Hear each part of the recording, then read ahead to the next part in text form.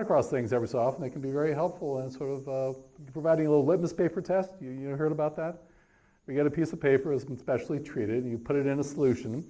If it turns pink, it's acidic, and if it turns blue, it's alkaline, right? I even remember that from chemistry, and that was not my strong suit. I had to take that again. But it's a litmus paper test. It reveals what the substance is, right? In terms of this dimension. So here's a beautiful litmus paper test for beliefs.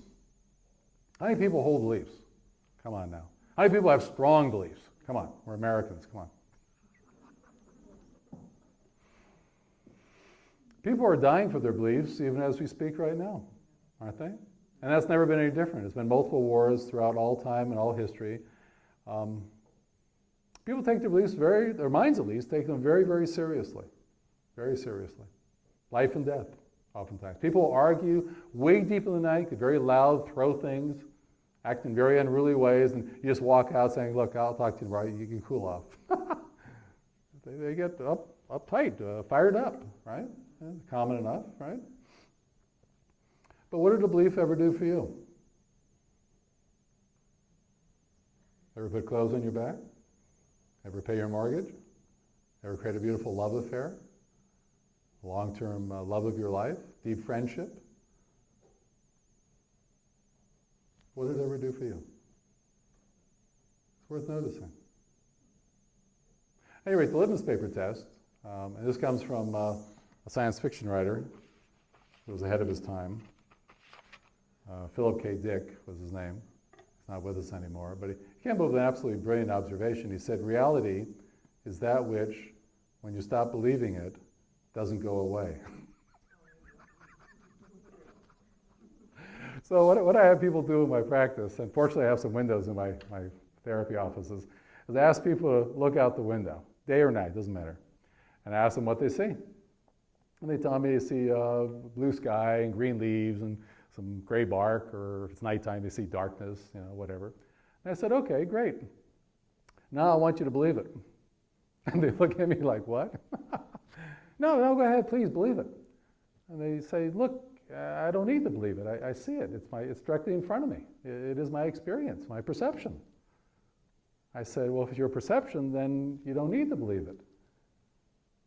And they say, that's right. And I say, that's right.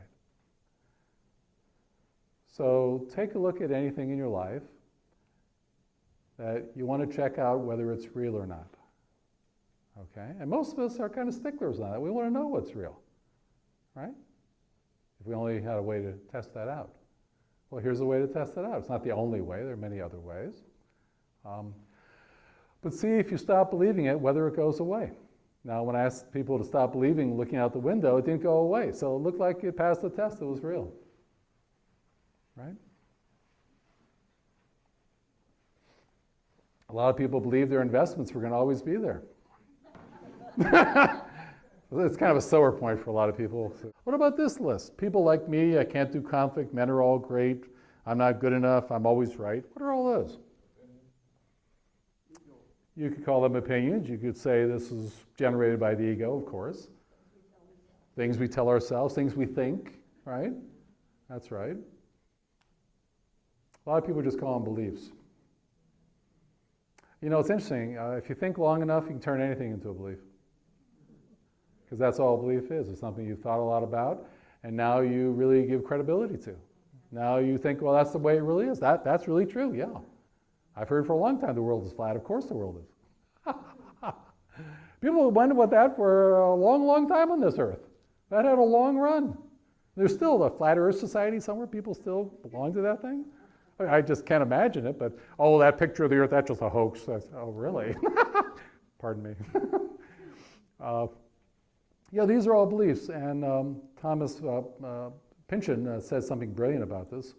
He said, if you think long enough, pretty soon you know absolutely nothing.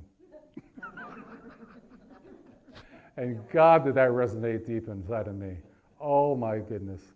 And he's correct, because you spend time thinking about anything, pretty soon you don't even know who you are. You know nothing.